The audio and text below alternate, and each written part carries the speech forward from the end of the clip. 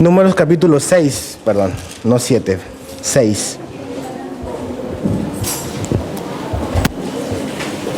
Estamos en este viaje de Israel a través del desierto y antes de avanzar, Dios ha comenzado a preparar a la gente, a preparar al pueblo para avanzar y ir rumbo a la tierra prometida. Entonces, decíamos en el capítulo 1 y 2 que fueron censados, fueron organizados, cada quien en una posición. En el 3 y 4 vimos que los levitas fueron como que contados y censados y que tenían como que una función específica para servir. En el capítulo 5 vimos que antes de poder avanzar era necesario limpiarse y poner a un lado ciertas cosas que Dios quería como que marcar y mostrar. Y en el capítulo 6 y 7, que es el que vamos a ver esta noche, vamos a hablar de que es un llamado como que a consagrarse. De hecho, la palabra consagrarse, dedicarse y sinónimos aparecen muchas veces en este capítulo 6 y en el capítulo 7.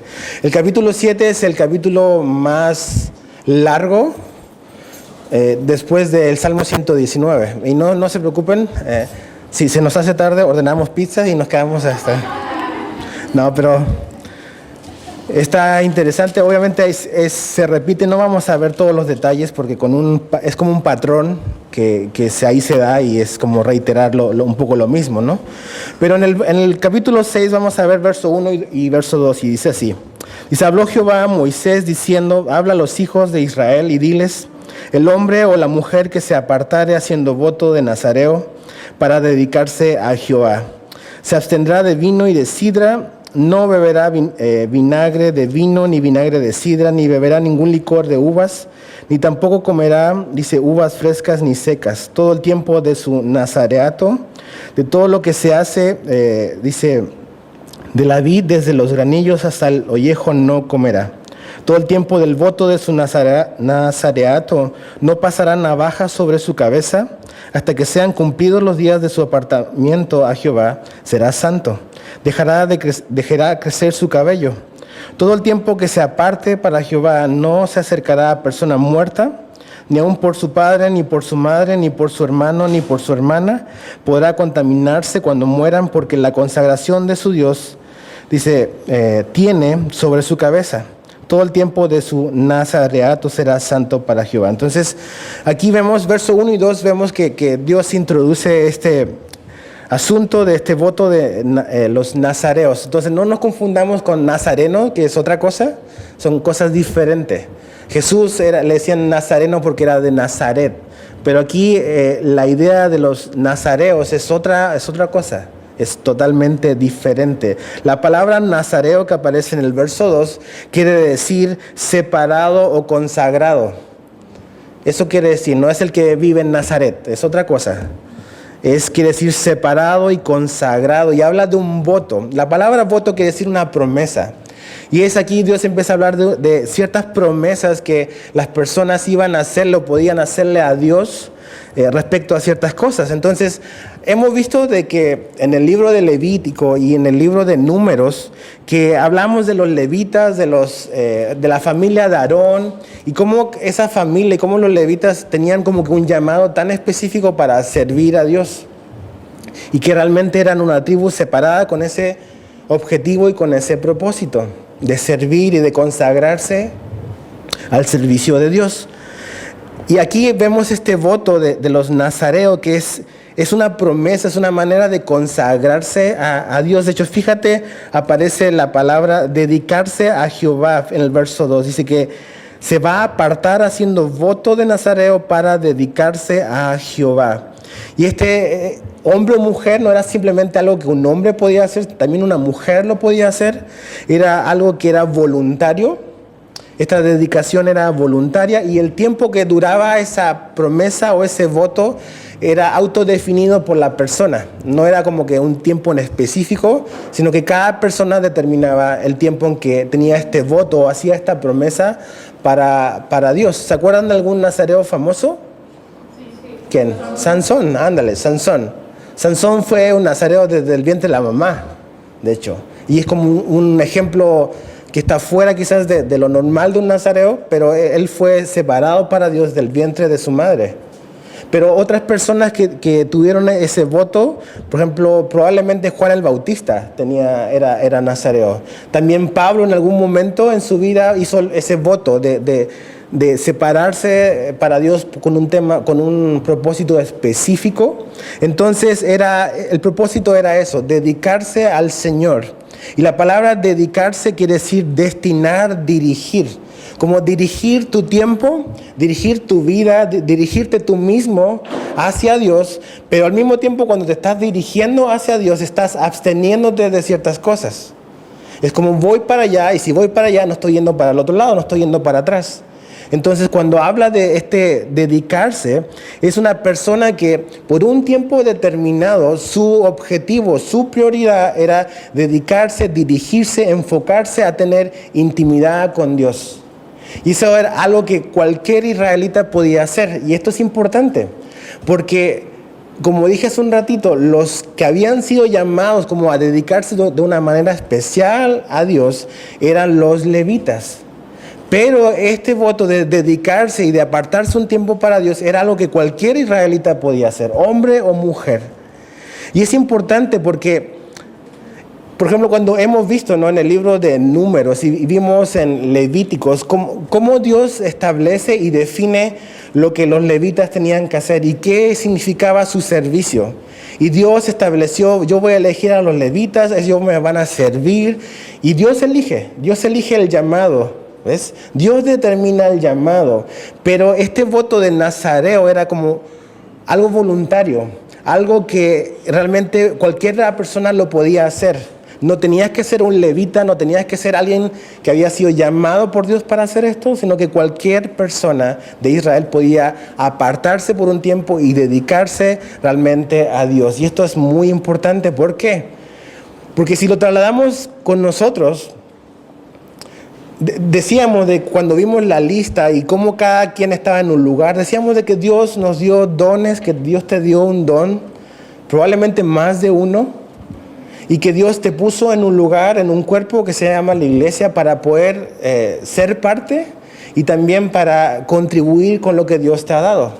Y eso es un don, algo que la Biblia habla de los dones. Puedes leer Romanos, Corintios y Efesios. Y ahí están los dones que Dios da sobrenaturalmente. No es una habilidad que tengas, es algo que Dios te dio en el momento de tu conversión, cuando el Espíritu Santo vino a vivir a tu vida. Entonces eso lo elige Dios. Dios elige los dones. Pero este voto de consagrarse, de dedicarse a Dios, de tener intimidad con Dios, es algo diferente al don o es diferente a tu propósito. Es simplemente, Dios decide tu llamado, pero tú decides qué tan cerca de Dios quieres estar. ¿Sí me explico? O sea, tu llamado, lo que Dios te ha dado para servirle, eso es algo que depende de Dios. Tú no eliges qué don te toca. Dice que Él reparte como Él quiere dar. Pero tú sí decides, yo sí decido qué tanta intimidad quiero tener con Dios. Eso sí lo decido yo, lo decides tú. Jesús en el Sermón del Monte, en las bienaventuranzas, dice: bienaventurados los que tienen hambre y sed de justicia, porque ellos serán, ¿qué?, saciados. A veces uno dice: oh, wow, tremendo hombre o tremenda mujer de fe, me encantaría ser como él o como ella. Y la única diferencia entre tú y él o ella es que esa persona quizás tenía más hambre de Dios que tú.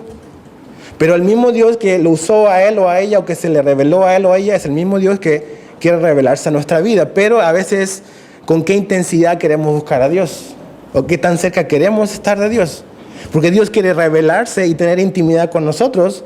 El asunto es que a veces nosotros no queremos o no tenemos tiempo o no nos dedicamos a eso. Entonces, este voto del nazareo era eso, era dedicarse, enfocarse en Dios por un determinado tiempo, y era algo que cualquiera persona podía hacer, y era para eso, para apartarse de todas las cosas y enfocarse en Dios. Es como cuando estás de novio, o cuando te vas a casar, o cuando te casas. O sea, en algún momento, pues te apartaste de todas las mujeres que podían haber, o todos los hombres, y te enfocaste en uno. ¿Ves? O sea, diste la espalda a todo y te enfocaste en una persona con la que te ibas a casar. Y es lo mismo aquí, o sea, te separaste y nos separamos de las cosas que están alrededor y nos enfocamos en algo muy, muy en particular, que es tener cercanía y intimidad con Dios. Ese era el voto. Ahora, fíjate, del 3 al 8 está como que la descripción, lo que vimos. ¿En qué consistía? Por ejemplo, el verso 3 al 4, aquí aparece de que se van a abstener de las uvas y de sus derivados. Y no sabemos por qué Dios lo pone así, pero sí sabemos que la Biblia habla muy claramente sobre que es peligroso el vino, que realmente es algo con lo que tenemos que tener cuidado, que realmente, por ejemplo, ves en el libro de Efesios y dice que no tenemos que embriagarnos con vino, sino que tenemos que ser llenos del Espíritu Santo. Entonces ves en la Biblia realmente que pone esa como que alerta respecto al vino, al alcohol. Entonces aquí ni siquiera podían acercarse a las vides, ni siquiera a los granos, ni siquiera a nada que tuviese que ver con lo que se relacionase con alcohol. Y ves en la vida de Sansón, por ejemplo, cómo él reiteradamente va como que violando, va brincándose sus votos o los votos que debía de tener un nazareo, y cómo finalmente termina en manos de una mujer filistea. Pero todas las alertas, todos los semáforos en rojo, a los cuales él no debía de brincarse, él los fue pasando. Pasa por viñas, pasa y toca animales muertos. O sea, todo lo que un nazareo no debía de hacer, Sansón lo hizo. Empezó a brincarse las señales de alerta. Y ves a Sansón en un momento en su vida trágico, que dice que Dios quitó de él su espíritu, y lo trágico de Sansón es que Sansón no se dio ni cuenta cuando eso ocurrió, porque violó todo lo que incluía el voto y la dedicación a Dios. El verso 5, otra característica es que no va a pasar navaja. Eso quiere decir de que no se iban a arreglar sus cabellos por nada. Dependía del tiempo. Sansón, imagínate, desde que estaba en el vientre de su madre hasta que murió, bueno, hasta que le cortaron el cabello, de hecho. Imagina todos los años donde su cabello era larguísimo, larguísimo. Y eso te habla de realmente como que de negarse a sí mismo en un aspecto quizás físico, de tener, no preocuparse por esa parte como que física, pero también era como un testimonio a la gente. O sea, ver un hombre con cabello largo era como que un testimonio también para los demás de que ese hombre israelita estaba en ese momento como que dedicado a Dios. No era para presumir, pero sí era un testimonio para la gente que lo veía, un testimonio público. El verso 6 al 7 vemos que tenían que apartarse de cualquier cuerpo muerto.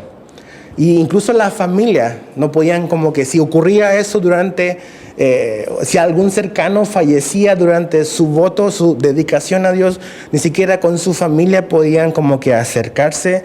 Y eso habla un poco de negarse a las relaciones familiares, o sea, como que negarse a sí mismo en el aspecto de las relaciones familiares, que realmente su tiempo dedicado a Dios era más importante que las relaciones personales familiares. Entonces esa es como la descripción. Ahora, versos 9 al 12, vamos a leerlo. Dice, y si alguno muriere súbitamente, aquí como que presenta un imprevisto que pudiese ocurrir.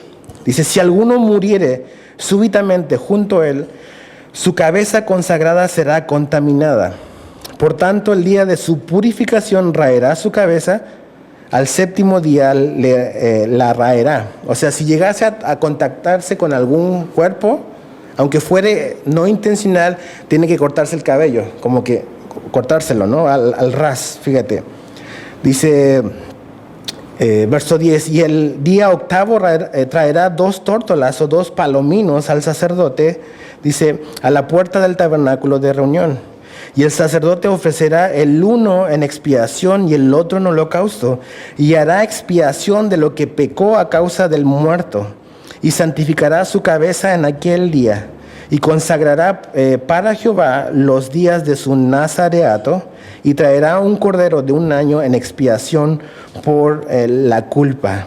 Dice, y los días primeros serán anulados, por cuanto fue contaminado su nazareato. Y me llama mucho la atención que primero dice que si alguien muriere súbitamente junto a él. O sea, vamos a ponernos en el caso de que este hombre está dedicado a Dios y de repente alguien muere y él está en contacto. ¿Qué va a ocurrir con eso? Y fíjate cómo lo presenta en el verso 11. Dice que tiene que haber, es necesaria una expiación de lo que pecó.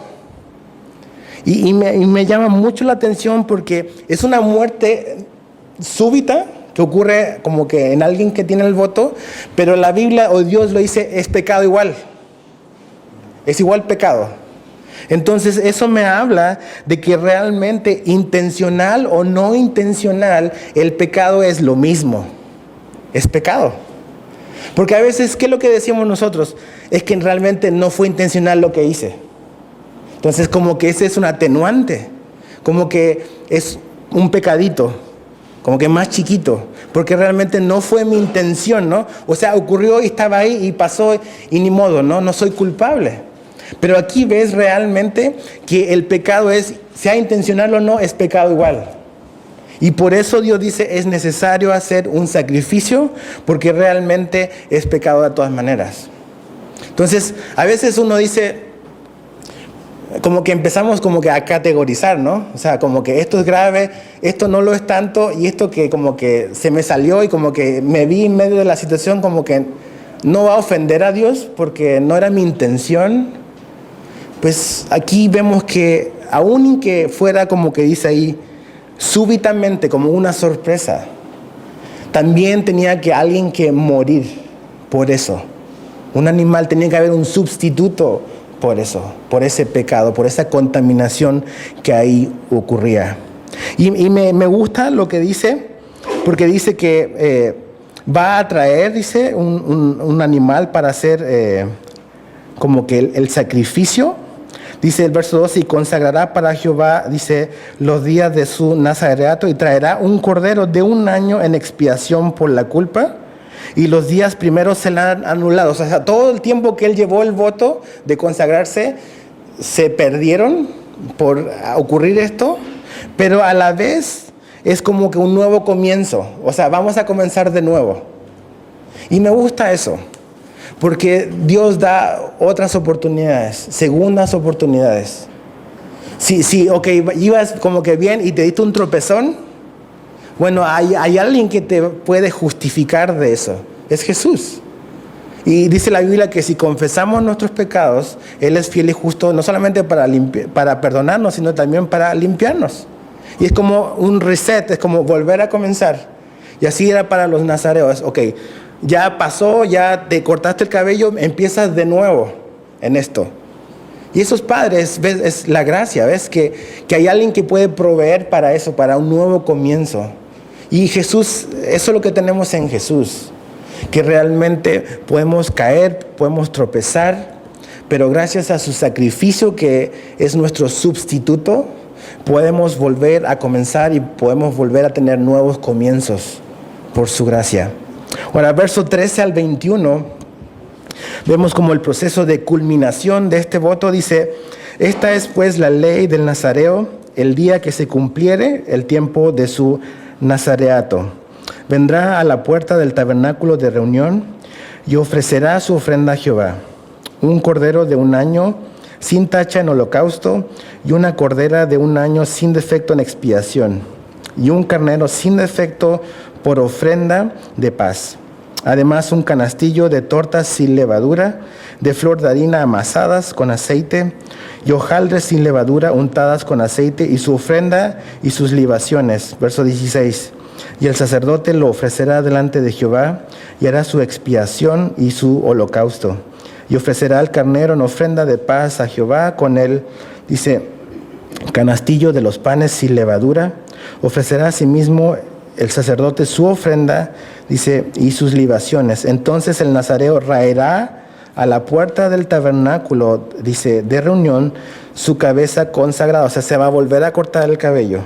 Y tomará los cabellos de su cabeza consagrada y los pondrá sobre el fuego que está debajo de la ofrenda de paz.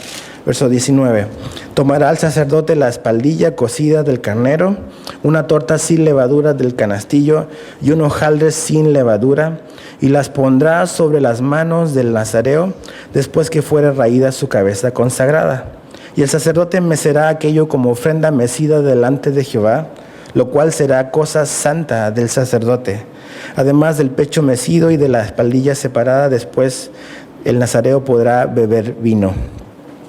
Esta es la ley del nazareo, que hiciere voto de su ofrenda a Jehová por su nazareato, además de lo que sus recursos le permitieren, según el voto que hiciere, así hará conforme a la ley de su nazareato. Entonces, esta es como la culminación.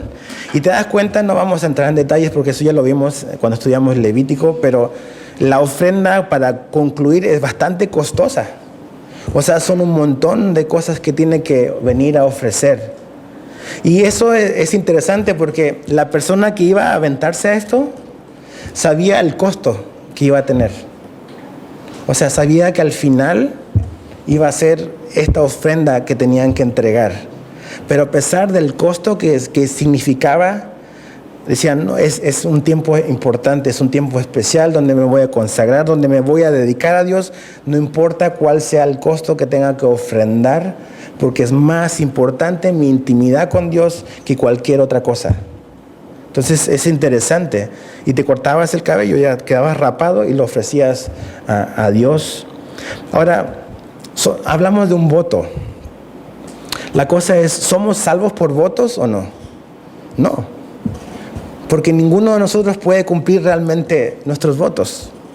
A veces decimos, Señor, y a veces somos buenos para prometer.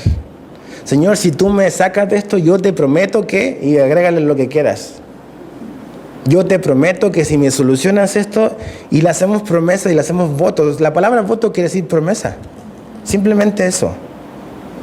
Y le hacemos promesas y como que pasa el tiempo y como que se nos olvida. Y la Biblia dice que en Eclesiastés 5:4-5 dice, cuando a Dios haces promesa, no tardes en cumplirla, porque Él no se complace de los insensatos. Cumple lo que prometes. Ahora, fíjate lo que dice. Mejor es que no prometas y no que prometas y no cumplas. Entonces tenemos que ser como que sabios y realmente... Pero no somos salvos por un voto que hacemos por una promesa. Somos salvos por lo que Jesús hizo por nosotros. Porque Él sí vivió una vida perfecta, porque Él sí cumplió todo lo que tenía que cumplir. ¿Te imaginas nuestra relación con Dios dependiera de qué tan fiel somos? Nuestra vida sería como una montaña rusa. O sea, un día estoy arriba, estoy muy espiritual, pero a veces vengo al valle y es lo peor, estoy bien abajo. Es un sube y baja.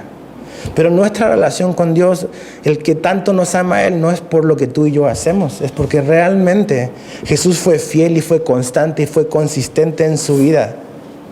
Y como decíamos el domingo, Dios nos ama no por lo que nosotros hacemos.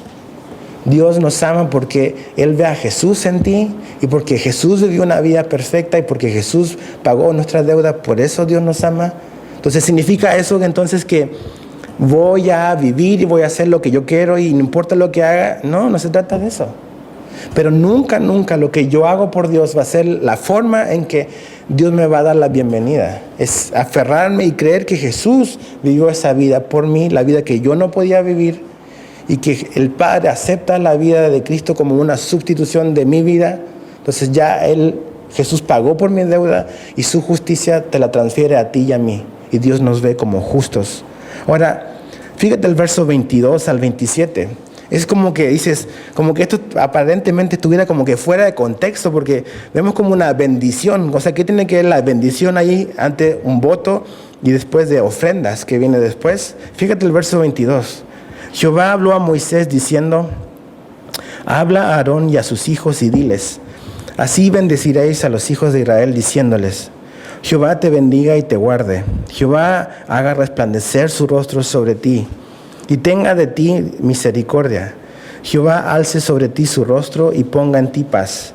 Y pondrán mi nombre sobre los hijos de Israel y yo los bendeciré. Y yo creo que este es el corazón de estos dos capítulos. No sé si te gusta la sandía o no. A mí me gusta mucho la sandía. Y yo cuando parto una sandía dejo el corazón para el final. La parte del centro es la parte más dulce. Entonces siempre me como lo de al lado y al final me como el centro, el dulce, el corazón le digo yo. Y yo creo que esta parte es como la parte más dulce de aquí. Y aquí está la cosa. El domingo dijimos eso que acabo de decir, que Dios nos ama y nos bendice independiente de lo que tú y yo hagamos. Nos bendice a través de la fidelidad de Cristo. Ahora, míralo cómo Dios es bueno con Israel. Dice, Jehová te bendiga y te guarde. Y esta era una oración, era una bendición que el sacerdote tenía que decirle reiteradamente a la congregación, a Israel. Dios quería que Israel nunca se olvidara de esto, de que realmente Dios quería bendecirlos, de que Dios quería guardarlos, de que Dios quería hacer resplandecer su rostro sobre ellos. Realmente esa es la bendición de Aarón o la bendición sacerdotal, como algunos lo conocen. Entonces la pregunta es, este es el corazón de Dios. ¿Por qué yo debiese de separarme para Dios? ¿Por qué yo debiese responder a Dios? Porque esto es lo que Dios hace por nosotros. Esto es lo que Dios hace por su gente. Dios da forma y contenido a lo que el sacerdote tiene que decir. Es interesante que Dios no le dice, bendícelos como tú crees. No, tú vas a bendecirlo y le vas a decir estas cosas puntuales. No te lo voy a dejar a tu creatividad, Aarón. Yo quiero que tú repitas lo que yo quiero que les digas y les recuerdes constantemente a ellos. Y me gusta porque dice, Dios te bendiga. Es plural, es singular. Eso quiere decir de que es personal. No dice Dios los bendiga, Dios los guarde, sino que le está hablando individualmente a cada persona de Israel, a cada persona. Y eso te habla de que la bendición de Dios es personal, es singular. Dios no está interesado simplemente como que en un número como en las masas. Dios quiere tratar y quiere bendecirnos y quiere revelarse en nuestra vida personalmente, individualmente.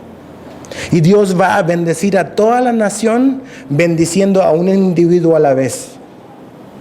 Porque Dios bendice a la persona, la nación completa va a ser bendecida. Y eso es importante. Tu familia va a ser bendecida porque Dios te ha bendecido a ti. Tu iglesia va a ser bendecida porque Dios te ha bendecido a ti como miembro de esa iglesia. Dios va a bendecir a México porque Dios ha bendecido a los cristianos. Y nosotros debiésemos ser una bendición para este país. Acuérdate, ¿quién es la sal y la luz del mundo? Nosotros. Entonces Dios puede bendecir y quiere bendecir a una nación a través de sus hijos. Porque Él ya nos ha bendecido. Ya nos ha bendecido. Ahora fíjate, dice que el Señor, o la palabra Jehová o el Señor dice te bendiga. Es interesante, la palabra te bendiga o bendiga quiere decir arrodillarse.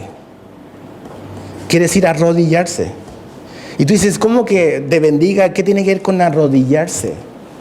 Porque eso es la bendición de Dios. Es extendiendo su mano hacia abajo. Es bajando, es descendiendo. ¿Te acuerdas que dice que hizo Jesús en Juan 13? Mira, vamos a Juan 13 rápido. Juan capítulo 13. Verso 3. Juan 13:3 dice, sabiendo Jesús que el Padre le había dado todas las cosas en las manos y que había salido de Dios y a Dios iba, se levantó de la cena y se quitó su manto y tomando una toalla se la ciñó. Luego puso agua en un lebrillo y comenzó a lavar los pies de sus discípulos y a enjugarlos con la toalla con que estaba ceñido. Jesús descendió, se arrodilló. ¿Y sabes qué? Dios se arrodilló tomando forma de hombre y viniendo a servirnos. Esa es la bendición de Dios. Que Dios se arrodilló, que vino a bendecirnos hasta donde nosotros estábamos. O sea, ¿te acuerdas que dice Filipenses? Que Jesús se despojó de su gloria y tomó forma de hombre. Eso es arrodillarse para Dios. Es hacerse como uno de nosotros. ¿Ves? No tenía por qué hacerlo. Pero Él nos quiso bendecir, quiso arrodillarse, quiso acercarse a donde nosotros estábamos. Y esa es la mayor bendición. Aquí en ninguna parte Dios asocia bendición a que te voy a dar una casa nueva o que te voy a dar un nuevo carro. Eso también puede ser una bendición de Dios. Pero la bendición de Dios es que Él mismo se ha arrodillado a alcanzarnos. Que Él mismo ha venido. Él es la bendición. A veces nosotros como que queremos lo que está en la mesa del Señor y se nos olvida el Señor que está en esa mesa. Y la mayor bendición que Dios te pueda y que nos pueda dar es Él mismo. Es Él mismo, Él como que viniendo. Después dice el que Dios te guarde. Esa palabra es cercar alrededor. Es la protección que Dios les había prometido. Después de que Dios resplandezca su rostro sobre ellos, es alumbrar. Otra versión dice que Dios sonría sobre ti. O sea, que Dios les sonría. Imagínate, o sea, ese es el concepto y lo que Dios quiere como que transmitirles a su pueblo. O sea, Dios está sonriendo hacia ellos. No es un Dios que está enojado con ellos, sino es un Dios que quiere sonreírles, quiere alumbrar sus vidas. ¿Y quién es el que alumbra nuestra vida? Acuérdate que dijo Jesús en Juan 8, Él es la luz del mundo, Él es la lumbrera. Y Él viene a eso, a alumbrar. Juan 1:4 ves que habla de la vida y que Él era la luz de los hombres. Entonces Jesús es la lumbrera en nuestra vida. Jesús es quien viene a alumbrar nuestro camino. Él es la mayor bendición que podemos tener. Todo lo demás que puedas tener, Dios también te lo ha dado, pero nunca perdamos de vista que la mayor bendición ya la tenemos, que tenemos a Jesús con nosotros. Que Él vino por nosotros y vino a darnos su misericordia, dice. Y que alce sobre ti su rostro y ponga en ti paz. Nosotros, ¿dónde buscamos paz? Buscamos paz en cosas materiales. Entonces, nuestra paz dura mientras dure en buen estado eso material que tenemos. El día que ya tenga una raspadura, ya va menguando un poco la esperanza y la felicidad. Pero realmente la paz aquí es algo que no depende de una cosa, sino depende de una persona que no cambia jamás, que es Dios. Y la paz de Dios va a estar con nosotros cuando nosotros hagamos la paz con Dios, que son cosas diferentes. Jesús vino a reconciliarnos con Dios. Y cuando yo me reconcilio con Dios, creyendo y confiando en el sacrificio de Jesús por mí, yo recién ahí puedo experimentar, ahora sí, la paz de Dios. La paz de Dios es un resultado de hacer la paz con Dios. Y eso es lo que Dios quiere ofrecernos, lo que Dios nos quiere dar. El Señor es la bendición misma. Y me gusta porque dice, recuérdales o diles, ¿no? No es Aarón el que va a hacer que estas cosas ocurran, ¿ok? O sea, tú nada más diles que esto es lo que yo voy a hacer. ¿Y por qué podemos confiar? No es porque Aarón tiene que andar pendiente de bendecirlos o de que ocurra lo que Dios está haciendo. No, simplemente Aarón tiene que cumplir con la responsabilidad de recordarles lo que Dios va a hacer. No lo que Aarón va a hacer por ellos, sino lo que Dios ha hecho por ellos. Aarón no está trayendo la atención hacia él, sino que ellos confíen en Aarón, sino que ellos volteen y miren a Dios, que Dios va a hacer esto por ellos. Y eso es lo que Dios hace con nosotros. Y tú recuérdales a la gente, no atraigas a las personas hacia ti. Tú no puedes bendecir a la gente más allá de lo que tengas. Tienes que apuntar a la gente a Jesús, que Él es el que se va a encargar de hacer todas estas cosas de las personas. No crear dependientes nuestros, sino dependientes de Dios, de Jesús. Y Él va a hacer todas estas cosas. Ahora, en el capítulo 7, entonces, bueno, ok, Dios ha sido bueno con nosotros, ha sido misericordioso. Nos ha dado todo esto. Ahora, ¿cómo nosotros podemos responder a Dios? Fíjate el verso 1 al 11. Aconteció que cuando Moisés hubo acabado de levantar el tabernáculo, y lo hubo ungido y santificado con todos sus utensilios, y asimismo ungido y santificado el altar y todos sus utensilios, entonces los príncipes de Israel. Esa palabra entonces marca como que, ok, ahora algo empieza a ocurrir. Una vez que ya está esto levantado. Dice, los príncipes de Israel, los jefes de las casas de sus padres, los cuales eran los príncipes de las tribus que estaban sobre los contados. Eso lo vimos capítulo 1 y 2. Ofrecieron y trajeron sus ofrendas delante de Jehová, 6 carros cubiertos y 12 bueyes, por cada 2 príncipes un carro, y cada uno un buey, y los ofrecieron delante del tabernáculo. Y Jehová habló a Moisés diciendo: tómalos de ellos, y serán para el servicio del tabernáculo de reunión, y los darás a los levitas, cada uno conforme a su ministerio. Entonces Moisés recibió los carros y los bueyes y los dio a los levitas. 2 carros y 4 bueyes dio a los hijos de Gersón, conforme a su ministerio. Y a los hijos de Merari dio 4 carros y 8 bueyes, conforme a su ministerio, bajo la mano de Itamar, hijo del sacerdote Aarón. Pero los hijos de Coat, que son la familia de donde viene Aarón y Moisés, no les dio, porque llevaban sobre sí en los hombros el servicio del santuario. Ellos llevaban las cosas más sagradas, el arca, todo eso. Eso tenían que llevarlo caminando a mano. Y los príncipes trajeron ofrendas para la dedicación. Esa palabra dedicación aparece como 4 veces en este capítulo 7. Dice: del altar, el día en que fue ungido, ofreciendo los príncipes su ofrenda delante del altar. Y Jehová dijo a Moisés: ofrecerán su ofrenda, un príncipe un día y otro príncipe otro día, para la dedicación del altar. Entonces tú puedes decir: ya empezamos a hablar de ofrendas y de dar. Pero ¿por qué aparece esto en el capítulo 7? Porque en el capítulo 6 habla de lo que Dios ya nos dio. Y si no entendemos lo que Dios nos ha dado, va a ser bien difícil que nosotros podamos responder. Bien difícil.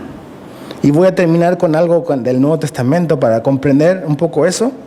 Pero aquí vemos que, se termina el tabernáculo y enseguida dice: entonces los principales de cada tribu dijeron: vamos a traer, vamos a dedicar, vamos a ofrendar algo a Dios, y lo trajeron. Y me encanta, dice, que ofrecieron y trajeron, porque podrían decir: bueno, pues le queremos dar a Dios, pero que lo vengan a buscar, ¿no? O sea, pues yo estoy dando, así que se esfuercen los demás y que vengan a buscarlo donde estoy. No, dice que lo dieron, lo ofrecieron, pero también lo llevaron. Lo llevaron hasta donde se necesitaba. Y dice que, y me gusta porque dice el verso 4: y Jehová habló a Moisés diciendo: tómalos. Entonces la pregunta que me hice es: ¿cuál es la ofrenda que Dios ama o la ofrenda que Dios acepta? Es dar con alegría. Esa es la ofrenda que Dios ama y la que Dios acepta. 2 Corintios 9, 7 al 8, lo puedes apuntar, lo puedes leer después si quieres. 2 Corintios 9, 7 al 8. Dice: cada uno dé como propuso en su corazón, no con tristeza ni por necesidad, porque Dios ama al dador alegre. Ahí está. ¿Cuál es la ofrenda que Dios va a aceptar? El que da con alegría, el que da con liberalidad, el que da por amor. Dice: y poderoso es Dios para hacer que abunde en vosotros toda gracia, a fin de que, teniendo siempre en todas las cosas todo lo suficiente, abundéis para toda buena obra. Entonces Dios ama y acepta y recibe al que da con alegría. Y tú ves que estos hombres, ellos es una iniciativa propia. O sea, está esto. Nosotros no hemos sido llamados quizás a servir como los levitas, pero nosotros vamos a contribuir en el ministerio, vamos a contribuir en lo que ellos están haciendo. Ahora, ¿cómo debemos de dar? ¿Cómo nos enseña el Nuevo Testamento que debemos de dar? Y lo puedes anotar, es 1 Corintios 16, 2, ahí vemos principios que son útiles para entender cómo dar. Pablo dice: cada primer día de la semana cada uno de vosotros ponga aparte algo, según haya prosperado, guardándolo para que cuando yo llegue no se recojan entonces ofrendas. Y ahí vemos, por ejemplo, cada primer día, quiere decir de que el dar es algo sistemático. Cada primer día. Después dice: de la semana cada uno de vosotros. El dar es un llamado, es un privilegio que todos los cristianos tenemos. No es simplemente unos o los que tienen más, sino que cada uno de vosotros, dice, pongan aparte algo. Eso habla de que el dar debe ser algo planeado. Debe ser algo que realmente yo pienso en la semana. Por eso Miguel y Marcelino dicen que realmente es eso. No es, como dice Marcelino, manos arriba te voy a saltar. Es realmente algo que pensaste en la semana en base a lo que Dios te ha dado. Entonces lo guardas y simplemente venimos ese día y lo damos. Dice, según haya prosperado. O sea, lo que damos es proporcional a cómo Dios nos ha bendecido. Dice, guardándolo para que cuando yo llegue no se recojan entonces ofrendas. Y te das cuenta que la ofrenda no debe ser una manipulación. Porque dice Pablo, cuando yo vaya no vamos a pedir ofrenda porque, te imaginas, tú estás en la iglesia de Corintios, entonces está sentado al lado tuyo Pablo. Y pasan pidiendo la ofrenda. Y tú te vas a sentir presionado así como que con Pablo al lado y mirándote a ver cuánto vas a dar. Sí, ¿no? Yo daría todo lo que tengo. Pero Pablo no quiere que ocurra eso. No quiere que demos por manipulación, sino que simplemente demos con todas esas cosas en mente. Lucas 21. Lo vamos a ver más adelante el domingo. Creo que pronto llegaremos por allá, pero Lucas 21.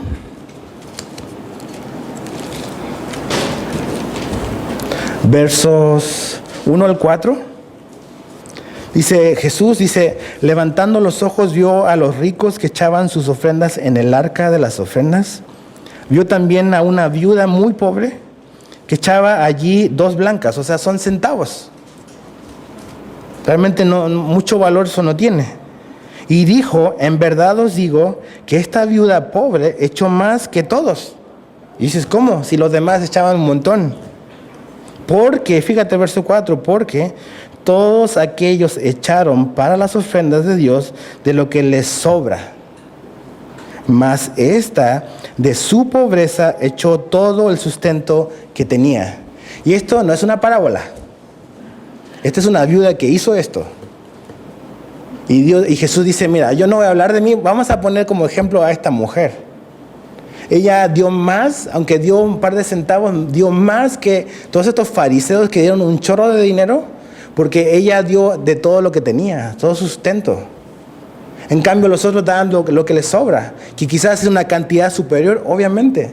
Y ahí te das cuenta que Dios ve nuestro corazón.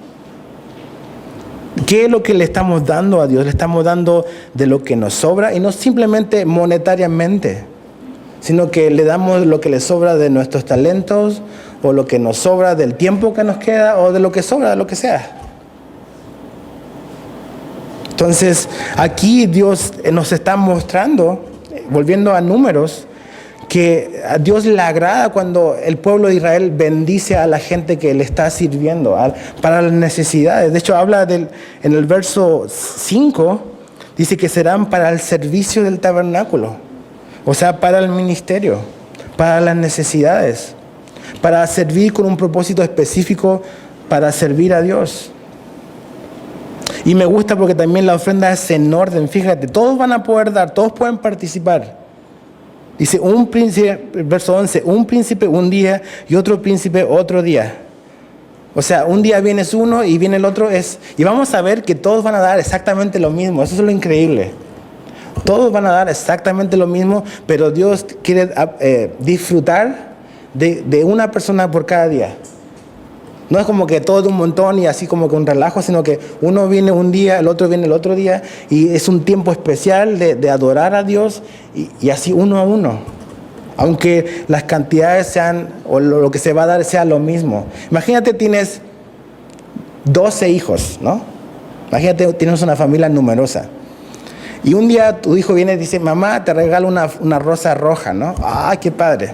Al día siguiente viene tu otro hijo y dice, tengo una rosa roja. Y el día 3, y así todos te traen rosa roja. Y como que todos me dieron lo mismo. Y ya de primero estás emocionado y ya después, sí, gracias. El número 12 como que ya no hay tanta emoción, porque es otro lo mismo. Pero para Dios, cada persona, cada tribu que va a ir es especial. Aunque sea lo mismo, aunque sea la misma cantidad, porque es un acto de intimidad, de adoración con Dios. Ahora, no vamos a leer del 12 al 80 y tantos. Se habían asustado, ¿verdad? Solo vamos a leer del 12 al 17, porque es un patrón. Se repite exactamente lo mismo. De hecho, lo puedes colorear y te vas a dar cuenta que se ve igual. Dice, verso 12, y el que ofreció su ofrenda el primer día fue Naasón, hijo de Aminadab, de la tribu de Judá. Su ofrenda fue un plato de plata de 130 siclos de peso y un jarro de plata de 70 siclos al siclo del santuario, ambos llenos de flor de harina amasada con aceite para ofrenda. 14, una cuchara de oro de 10 siclos llena de incienso, un becerro, un carnero, un cordero de un año para holocausto. 16, un macho cabrío para expiación. Y para ofrenda de paz, 2 bueyes, 5 carneros, 5 machos cabríos y 5 corderos de un año. Esta fue la ofrenda de Naasón, hijo de Aminadab. Y tú lees para abajo y cada tribu da exactamente lo mismo. Lo mismo. Verso 84, brinquémonos al 84. Del 84 al 88 es como un resumen, como un inventario de todo lo que se dio, fíjate. Esta fue la ofrenda de los príncipes de Israel. Ofrecieron para la dedicación del altar, el día en que fue ungido. 12 platos de plata, 12 jarros de plata, 12 cucharas de oro, cada plato de 130 siclos y cada jarro de 70, toda la plata de la vajilla, 2,400 siclos al siclo del santuario. Las 12 cucharas de oro llenas de incienso, de 10 siclos cada cuchara al siclo del santuario. Todo el oro de las cucharas, 120 siclos. Todos los bueyes para holocausto, 12 becerros, 12 carneros, 12 los corderos de un año con su ofrenda y 12 los machos cabríos para expiación. Y todos los bueyes de la ofrenda de paz, 24 novillos, 70 los carneros, 70 los machos cabríos y 60 los corderos de un año. Esta fue la ofrenda para la dedicación del altar después de que fue ungido. Y tú dices, un chorro de números. Claro, estamos en el libro de números. Pero te das cuenta de que Dios conoce al detalle todas las cosas.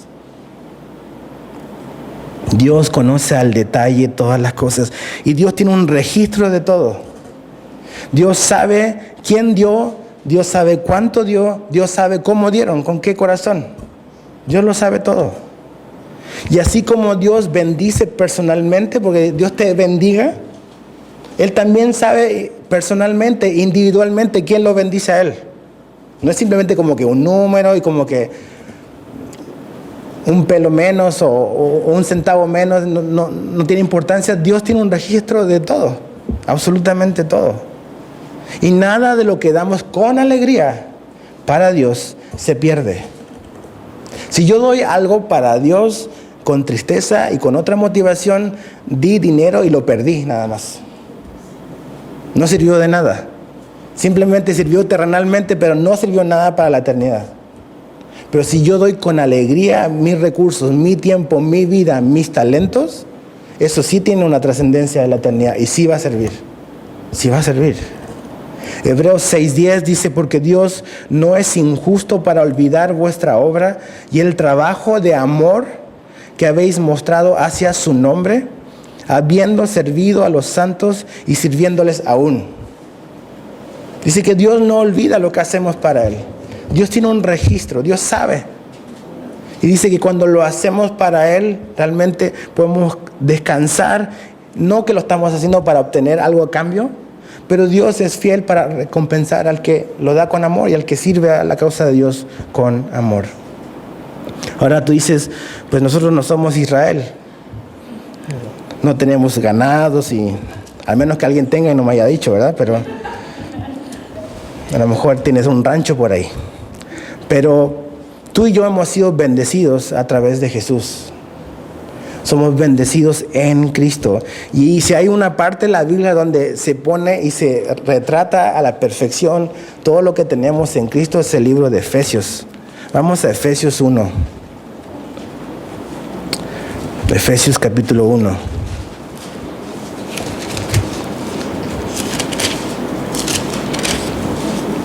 Me encanta cómo Dios se revela y cómo Pablo habla de esta verdad que tenemos tú y yo al ser hijos de Dios, al creer en Jesús. Fíjate, verso 3 nada más. Bendito sea el Dios y Padre de nuestro Señor Jesucristo, que nos bendijo. Fíjate, que nos bendijo, no está diciendo que nos va a bendecir, sino que ya nos bendijo, ¿ok? Esto es algo que ya tenemos en Cristo, dice, que nos bendijo con toda bendición, y ahí dice claramente, espiritual. Algunas versiones podrían decir material, ¿verdad? Pero esa versión es fraudulenta. En los lugares celestiales, en Cristo. Y lees todo el capítulo 1 y lees los primeros 3 capítulos de Efesios y vas a ver todas las bendiciones que ya tienes en Cristo Jesús. A veces, o sea, la neta, espiritualmente somos millonarios, pero vivimos como mendigos. Porque no tenemos la menor idea de todo lo que Cristo nos ha dado espiritualmente por simplemente creer en Él. Entonces andamos todos desanimados, andamos todos agüitados, y se nos olvida toda la herencia que tenemos guardada, que Cristo nos dio, que nos transfirió por creer en Jesús. Es en Cristo. Así como Dios bendijo y dice, esta va a ser la bendición, Dios nos ha bendecido. Si tú has creído y has confiado en Jesús como tu Señor y tu Salvador, estas bendiciones son para ti. Son para mí.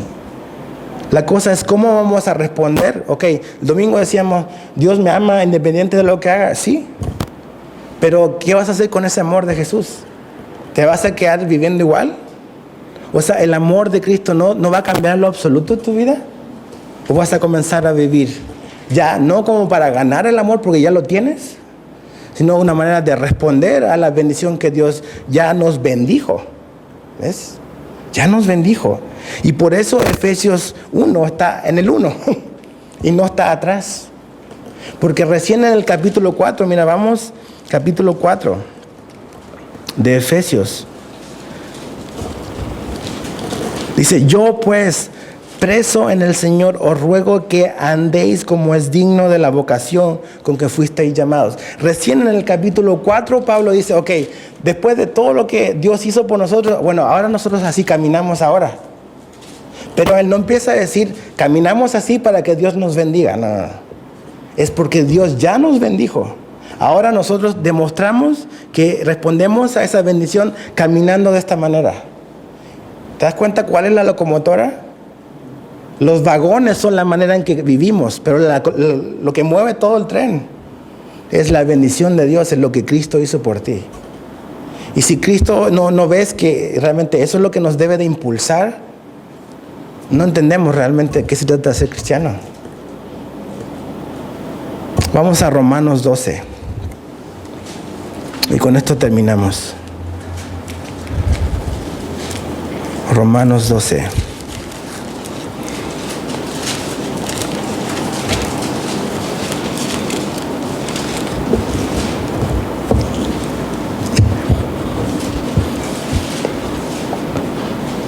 Del capítulo 1 al capítulo 11, Pablo arma todo el argumento para mostrarnos primero de que todos los hombres somos culpables delante de Dios, que estamos separados de Dios, que no hay ningún hombre bueno, absolutamente ninguno.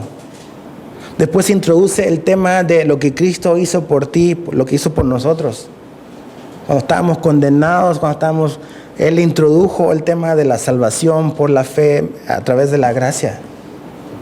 Y recién aquí en el capítulo 12, o sea, son poquitos los capítulos que quedan para terminar Romanos. Recién aquí Él dice lo siguiente. Así que, por lo tanto, ¿qué? Los 11 capítulos previos. ¿Cómo estábamos lejos de Dios? Todo lo que Jesús hizo para reconciliarnos con Él.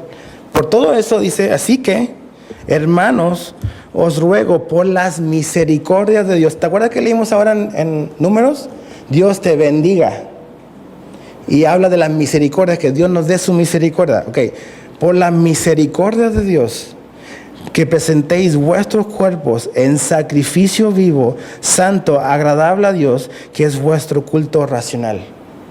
¿Ves? Esto aparece en el capítulo 12 porque es ahí donde debe de ir. No va en el capítulo 1. No es yo voy a presentar mi cuerpo vivo en sacrificio para que Dios me bendiga o para que Dios sea misericordioso conmigo. Es poner el vagón tratando de jalar la locomotora. Nunca lo va a poder hacer. Pero si yo entiendo y veo y comprendo lo que Cristo hizo por mí, todo lo que Él me ha bendecido, todo lo que hizo para mí, para reconciliarme consigo mismo. Dice, ahora teniendo claro todo eso, ahora yo respondo. Y tú respondes. Y vivo de una manera, porque he comprendido que Dios ha sido misericordioso conmigo. Y es ahí viene la respuesta. Y Dios está esperando la respuesta.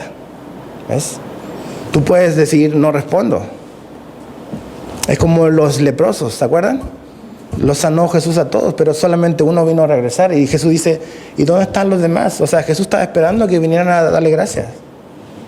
Entonces no creas de que Jesús hace las cosas así como que y no le duele que no respondamos.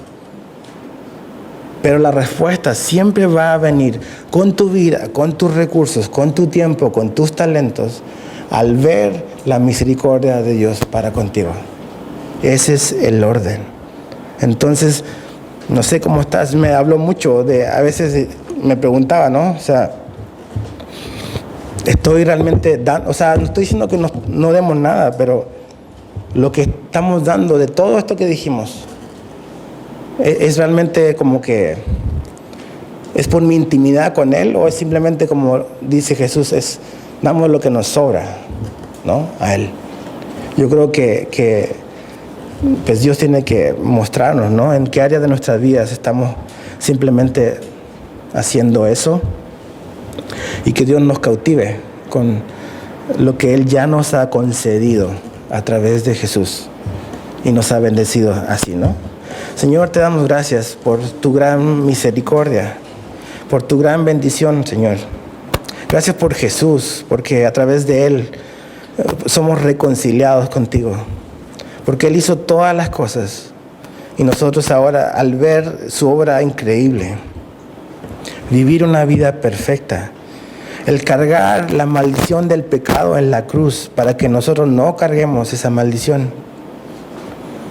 el llevar nuestro pecado ahí para que la justicia de Jesús se nos transfiera a nosotros y el Padre nos pueda ver como justos, como perfectos, como si nunca hubiésemos pecado. Gracias por eso. Y Señor, cuando nos olvidemos, Señor, ayúdanos a recordar tu palabra, a recordar esa obra. Que no nos afanemos, que no pensemos que se trata de los bienes materiales que tenemos. Jesús dijo que la vida no consistía en lo que tenemos, ni en lo que comemos. La vida no se trata de los bienes. Señor, y gracias porque tú eres la vida que nos fue dada. Tú eres la verdad y la vida. Y tú nos has dado vida. Estábamos muertos espiritualmente y tú nos diste vida juntamente con Cristo. Entonces, Señor, gracias por tus misericordias.